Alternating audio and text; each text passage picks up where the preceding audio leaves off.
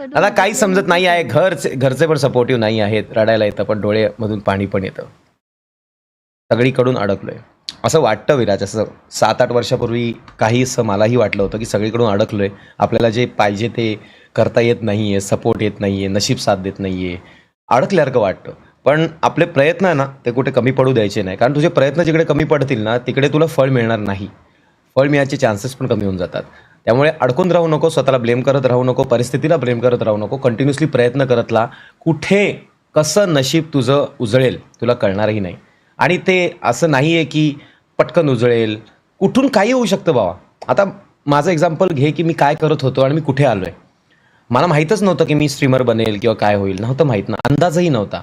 स्वप्नातही ज्या गोष्टी नव्हत्या त्या झाल्यात, असं तुझ्या बाबतीतही होईल. बऱ्याच लोकांच्याच बाबतीत हे सगळं होतं, सगळ्यांची स्वप्न पूर्ण होतात.